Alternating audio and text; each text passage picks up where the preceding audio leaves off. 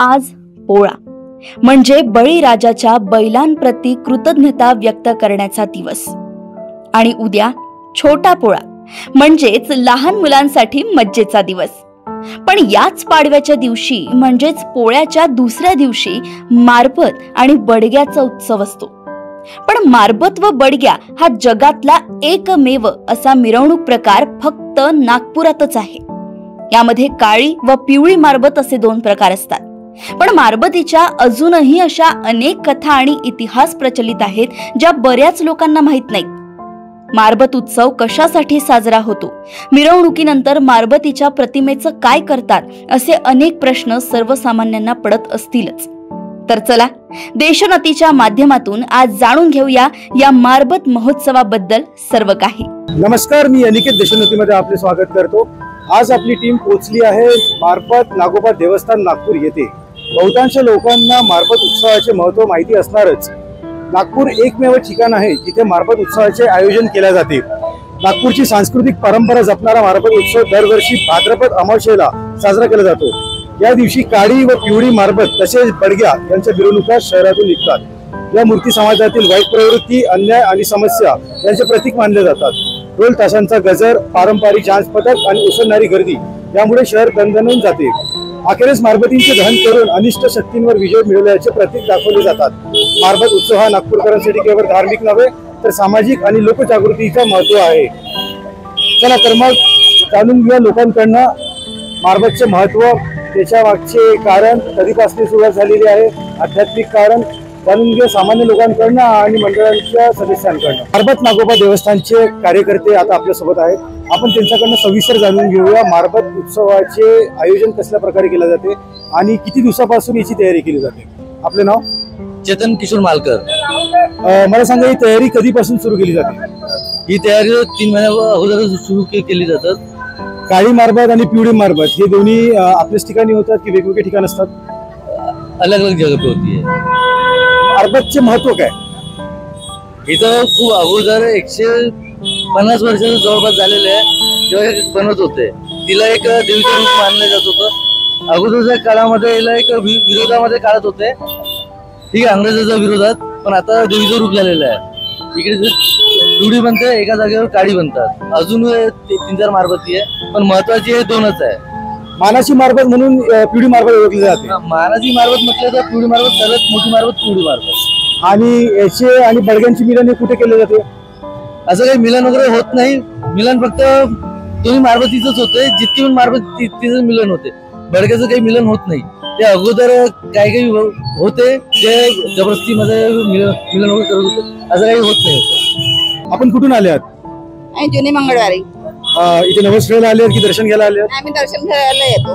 असं म्हटलं जाते की इथे केलेला नवस पूर्ण होतो, असं याचे तुम्हाला कधी प्रत्यक्ष आलेलं? हा, होते ना पूर्ण।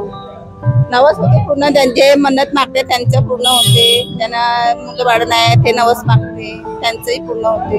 तर तुमचं वर्षभर येणं असते इथे की फक्त पोळ्याच्या काळावर? जसं बाहेर इथून जाणं न केलं तर आम्ही नमस्कार करतो।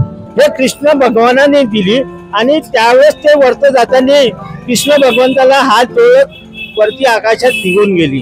तर दृष्टिकोन हा होता की ही बळीराजाची मुलगी होती आणि वामन अवताराच्या वेळेस वामन अवतार हे छोटे बालपण होतं। त्यावेळेस ते आकर्षित होऊन तिला असं वाटलं का हा मुलगा माझा असता। तर त्यावेळी वामन अवताराने तिला वचन दिलं होतं की मी द्वापार युग मध्ये येईल आणि द्वापार युग मध्ये मी तुझ्या अंगावर खेळीन।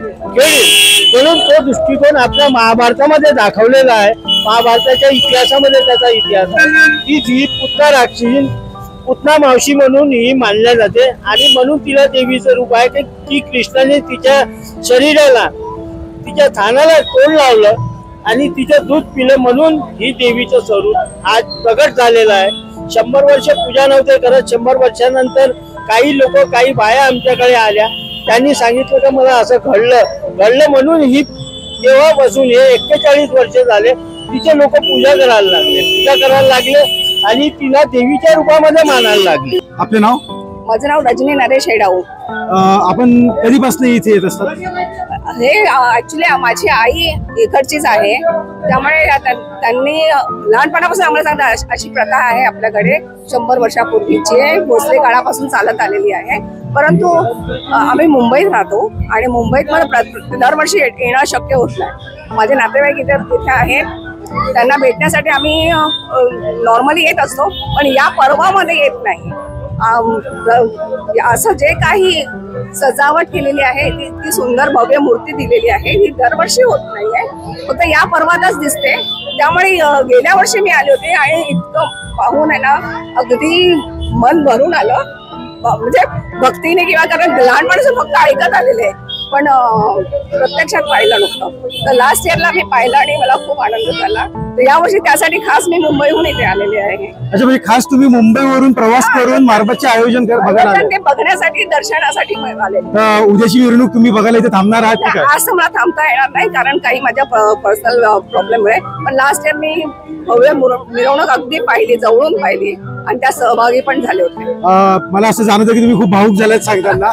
म्हणजे तुम्हाला काहीतरी प्रत्यक्ष घडलेलं आहे मारबत? प्रत्यक्ष असं काय नाही, काहीतरी आपली इच्छा असते प्रत्येकाला आणि होते. कोणी आस्तिक असतं, कोणी नास्तिक असतं, पण कुठली तरी एक वाईब असते ज्यामुळे आपण त्या अनामिक शक्तीच्या समोर नतमस्तक होतो. ती समजा ती अनुभूती मला आहे, म्हणून मी आज आले इथे. म्हणजे तुम्ही तुमची श्रद्धा ठेवली आणि तुम्हाला खूप पॉझिटिव्ह वाईब्स त्याच्याकडनं जाणवलं. बरोबर, अगदी बरोबर. तुझं नाव काय रे बाळा? रितेश टेकुलवार. तुला काय माहिती आहे मारबत बद्दल? आणि ते तिची स्थापना करता, आणखीन तिला कारण ते इथून जाताना कारण ते बोलता लोक. बैल पोळ्याला तू बोजरा मागायला जात असतोस? हो. आज जाणार आहे की उद्याला जाणार आहे? उद्या. मारबत निघताना एक फार प्रचलित म्हण म्हटलं जाते, ती तुला येते? हो. मला एकदा जोरात पूर्ण जोशात म्हणून दाखव. पिढा पिढा तिच्या हातात किडा घेऊन जा गे मारबत. आपल्यासोबत मारबत नागोबा देवस्थानचे ट्रस्टी सध्या आहेत. आपण त्यांच्याकडनं पण जाणून घेऊया मारबत बद्दलची थोडी माहिती. आपलं नाव? मी किशोर मालकर. मला सांगा, हे ट्रस्ट कधीपासून स्थापित केलेलं आहे? फार पूर्वीपासून झालेली आहे ट्रस्ट. आमचे जे पूर्वज होते त्यांच्यामध्ये आता आम्ही नवीन पाडी येते ही, त्याच्यामध्ये काही कमी झालं त्याच्या अजून वाढवायच्या. जेव्हापासून मारबत बसते असं म्हणू शकतो. आमचे जे आहे हे जे बॉडीमध्ये समोर दिलेलं आहे त्याच्यामध्ये यांच्यावर आम्ही ट्रस्टी आहोत. तर सगळे हे तेली समाजाचीच समाजाचीच आहे ही. तेली समाज उत्सवाचा केलेला आहे सुरुवात, आणि हेच अगोदर नंतर सुद्धा हेच ट्रस्टी चालवणार, आमचे जे नंतरची पिढी चालवणार आहे. आपलं नाव सर? देवीदास गंगाधर गबने, कोषाध्यक्ष. आपण पण याचे ट्रस्टी लाईक आजीवनच? आजीवन. मला एक सांगाल, मारबत उत्सव साजरा करण्याचं महत्व काय आहे? महत्व असं आहे की त्या काळात जेव्हा भारत पारतंत्र्यात होता तेव्हा आमच्या समाजाने देशाला स्वातंत्र्य मिळावे याकरता या मारबतची स्थापना केलेली आहे. कारण पारतंत्र्यात इंग्रजांच्या काळात असं होतं की आपण कुठलाही कार्यक्रम सामूहिकपणे करू शकत नव्हते, त्याच्यावर बॅन होते. म्हणून समाजाने ह्या धार्मिक उत्सवातून या कार्यक्रमाची स्थापना केली तर आपल्याही समाजाचा काही हातभार देशाच्या स्वातंत्र्याकरता लागेल. नेमकं हे कुठल्या समाजाच्या वतीने मारबतची देखभाल आणि देवस्थानची देखभाल केली जाते? हे तराणे तेली समाजाकडनं आहे. आमचे फक्त कमिटी लोक बनवतात, त्यांचीच मिरवणूक राहतात. आणि मारबत जेव्हा सुरू झाली होती तेव्हा तेली समाजाने सुरू केली होती? हो, तेव्हा पण तेली समाजाने सुरू केली होती. आतापर्यंत तेली समाजाचं परंपराला घेऊन चालतच आहे. आता ही जी मूर्ती तुम्ही बनवतात ते ही कुठल्या साहित्यांनी, म्हणजे कुठल्या साहित्याचा वापर करून तुम्ही बनवता? हे पूर्ण इको फ्रेंडली मूर्ती आहे. याच्यामध्ये कागद, चमची, पेपर याच्या अतिरिक्त काहीच नाही. मूर्ती इथून गेल्यावर, मिरवणूक झाल्यावर परत याच ठिकाणी येत असते? जाईल ह्या ठिकाणीवरून येईल, ह्याच ठिकाणीवर 5:30 जवळपास. अजून इकडनं मग जाईल नाईक तलाव जवळ धनघाट आहे तिकडे. तर धन या मूर्तीचं होत असते की बडग्यांचं होत असते? धन ह्या मूर्तीला होते. बडग्यांना फक्त जळवल्या जातात, हिला फक्त दहन केल्या जातात. मग आता ही मूर्तीचं दहन झाल्यावर वर्षभर या मंदिरामध्ये प्रतिकात्मक म्हणून काय ठेवलं जाते? फक्त फोटो. अच्छा, फक्त फोटो घेऊन वर्षभर त्या फोटोची पूजा केली जाते. जेव्हा याचे आयोजन असते, मिरवणूक असते, त्यामध्ये फक्त नागपूरचेच नागरिक असतात की इतर आजूबाजूच्या जिल्ह्याचे सहभाग घेतात? याच्यामध्ये पूर्ण विदर्भ असते. विदर्भातच नाही तर मुंबईहून लोक येतात, MP मधून लोक येतात, छत्तीसगड मधून लोक येतात आणि या मिरवणुकीचा आनंद घेतात. हा आगळा वेगळा सांस्कृतिक एक कार्यक्रम आहे. सांस्कृतिक कार्यक्रम असता कारणाने म्हणून हे सगळं चालत आहे या आज या जागेवर. त्यावेळेस बी 50 वर्षाच्या अगोदर बी भले तिची पूजा नव्हते करत, मगर तिच्या मिरवणुकीमध्ये लाखो लोक राहायचे आणि सगळे या उत्सवाचा एक आनंद घ्यायचे. एक्झॅक्टली तुम्हाला अजून काय माहिती आहे याच्याबद्दल? जर तुम्ही मुंबईवरून येत आहात म्हणजे तुम्हाला जास्तच माहिती असेलच. तेवढा डीपली मी कधी त्याचा विचार केला नाही. फक्त एक लहानपणापासून ऐकत आले म्हणून मी एक म्हणजे योग आला गेल्या वर्षी म्हणून या वर्षी पण एकदा आले.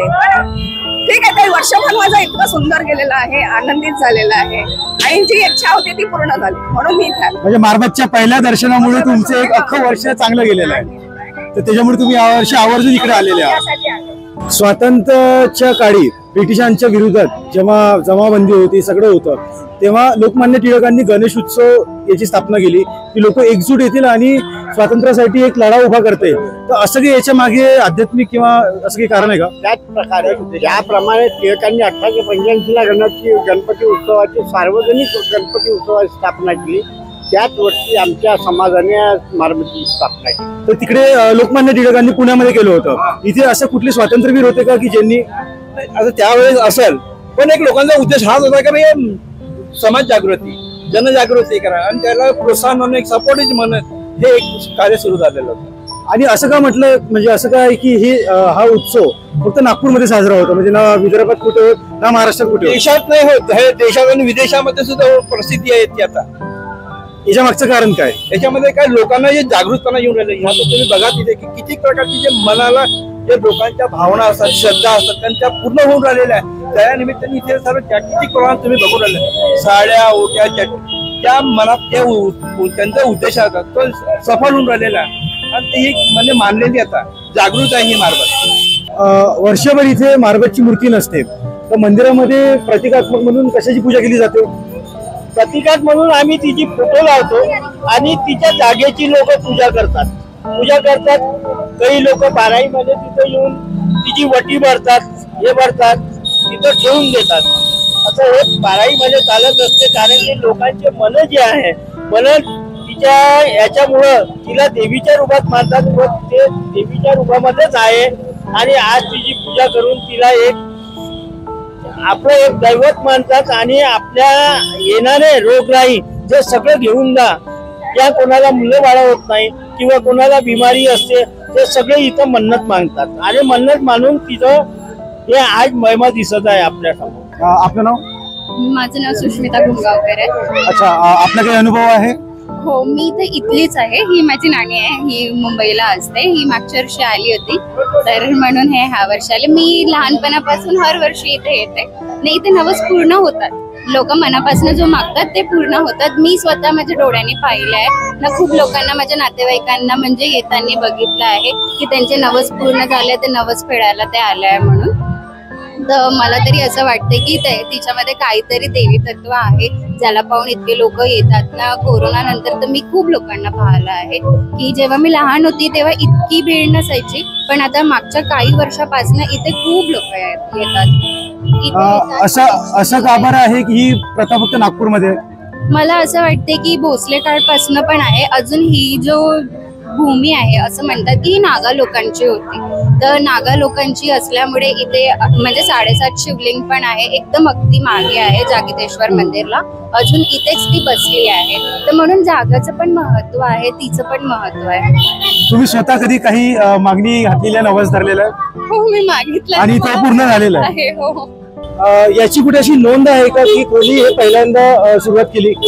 हा, नोंद आहे ना. पहिल्यांदा ज्यांनी सुरुवात केली ते 2च व्यक्ती होते. एक सदाशिवराव वस्ताद तकीतकर होते, इथले वस्ताद होते, आणि त्यांना जेव्हा मातीची मारबत बनवली आणि लोक जुळायला लागले, तर त्यावेळेस त्यांनी असा विचार केला का आपण हिला मोठं रूप दिलं तर हा अजून मोठा उत्सव होऊ शकते आणि लोक जमवू शकते, एकत्र येऊ शकते. याकरता त्यांनी पहिले मूर्तिकार पकडले जे ताबूत बनवत होते ते गणपतरावजी शेंडे, ते आणि हे दोघंही मिळून त्यांनी समाज तयार केला. समाज तयार करून या मारबतीची स्थापना केली आणि तेव्हापासून हे कार्य त्यांच्या हातच्या चालू आहे. आता याचा प्रतिकात्मक रूप असा असतो की वाईट गोष्टींवर समस्यांवर दहन करून त्याचं एक प्रतिकात्मक रूप दाखवलं जातो पॉझिटिव्हिटी म्हणून. तर तुम्ही असा काय संदेश देऊ शकता सध्याची परिस्थिती बघून की याचा दहन व्हायला पाहिजे, याचा नाश व्हायला पाहिजे? पुष्कळशा गोष्टी आहेत ज्या सर्वसामान्य लोक सगळं सांगू पण शकत नाही किंवा त्यांच्यापर्यंत काही बेसिक जे तुम्हाला असं वाटते की नष्टच झाली पाहिजे. जे आता चाललेलं आहे आपल्या सगळ्या सामाजिक राजकीय सगळ्याच प्रश्नांवर मार्ग निघू देत आणि सगळं सुनियोजित पद्धतीने तडीस लागू देत आणि कुठल्याही प्रकारचं नुकसान कुणाचं होऊ नये. अगदी तळागाळापासूनच्या हायर लोकांपर्यंत कुणाचं काही वाईट होऊ नये, सगळ्यांचं चांगलं होऊ नये एवढीच आमची या देवीचरणी प्रार्थना आहे. मारबतची दहन झाल्यावर वर्षभर तुमच्याकडनं काही आध्यात्मिक कार्य किंवा कुठल्या क्षेत्रामध्ये मदत वगैरे संस्थेकडनं असं काही आयोजन केलं जात असते का? आम्ही कुठलं कॉन्ट्रिब्युशन करत नाही. या मारबतची बनते आहे की फक्त की तिथे दान येते त्यावर आणि कमी केलं तर समाजातील पदाधिकारी पैसे पुरवतात आणि त्याच भरोशावर केलं जाते. फक्त मारबतीची वर्षभर पूजा होत असते आणि त्यांची कोणाकडून घेत नाही. अच्छा, स्वइच्छेने जे दान आलेलं असतं ते आता आपल्या ह्याच्यावर करून घेते ते आमच्याकडून, ती सगळं करून घेते ते. आम्ही त्यांनी माध्यम म्हणजे तुम्हाला कुठे जायचं काम पडत नाही, तुम्हाला स्वतःहून आशीर्वाद म्हणून देणगी भेटते. आता ही जी मारबत आहे, मारबतीला जो साडी वगैरे जी आहे जे आम्ही म्हणजे दहन करतो, ज्या विधीपूर्वक आपण ज्या अंतिम संस्कार करतो त्याप्रमाणे आम्ही इथं दहन संस्कार करतो. आम्ही ही साडी वगैरे राहते ही पूर्ण कापडी बनलेली आहे आणि त्याचा खर्च जो आहे करीबन 30,000 जवळपास आणि याला डोनेट करणारे पण पुष्कळ आहेत. म्हणजे आमच्याकडे आता 3-4 लोकांची वेटिंग चालू आहे का भाई आमच्याकडून आम्ही साडी घालतो त्यांना. अगदी वेटिंग आहे आता. म्हणजे लोकांची भावना आहे, श्रद्धा आहे आणि ती पावले त्याला करणारी प्रसन्न करणारी आहे. त्याच्यामुळे आता भाद्रपद अमावस्येला याची पूजा झाल्यानंतर वर्षभर जेवढा पण अमावस्या पडतात तेव्हा पूजा केली जात असते का मंदिरामध्ये? नाही नाही नाही तसं काही नाही आहे. आम्ही पोळ्याला महत्व देतो. पोळ्याच्या दिवशीच पूजा केल्या जाते, त्याच्या असं काही कारण नाही. आणि पूजा करणारे हे 12ही महिने येतात. 12ही महिने इथे पूजा पाठ आरती वगैरे सगळं असते? नाही 12 महिने नसते, फक्त मारबती पुरतं असते. ज्याला पूजा करायची आहे ते करतात म्हणा. जे ज्यांना काही चढवायचं आहे, वटी चढवायची आहे किंवा तिला अगरबत्तीला कुणाच्या इथं लग्न असलं ते पत्रिका येऊन ठेवतात. पण भावना जे श्रद्धा आहे त्या श्रद्धेच्या हिशोबाने तिला मानतात. तुमची काय अपेक्षा आहे या वर्षी मारबत मध्ये तुम्ही मागणी घालाल की या गोष्टींचा कायमचा नाश झाला पाहिजे?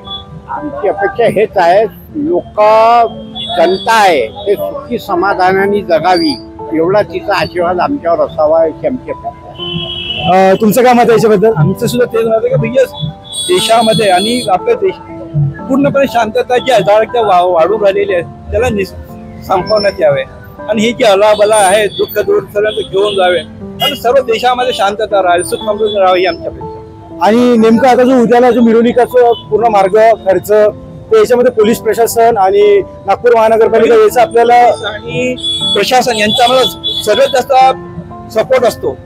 त्यांच्या सहकार्याने इतका मोठा प्रोग्राम अरेंज होतो. आम्ही ह्या कार्यक्रमाला सुद्धा ज्यावेळेस कोरोनामध्ये सर्वांना बॅन होता, कोणताही उत्सव साजरा करता नाही, त्या वर्षी सुद्धा हिने आपली पूजा करून घेतलेली आहे. असं बॅन नाही, पूजेमध्ये खंड नाही पडला, खंड पडलेला नाही. तिने आपली सर्व पूजा करून घेतली व्यवस्थितपणे, ज्याप्रमाणे जास्ती आहे ना तशीच बनलेली अशाच प्रकारची होती. आणि आता आम्हाला इथं थोडं अजून डेव्हलप करायचं. आम्हाला 150 वर्ष आता 141 आहे, 150 वर्ष आम्हाला साजऱ्या प्रकारे करायचं आहे.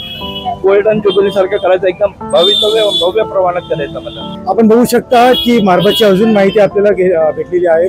मारबतच्या साडीचे महत्व 20-25 लोकांची यादी इथे वेटिंग वर असते. का तर फक्त आमची साडी मारबतला चढली पाहिजे.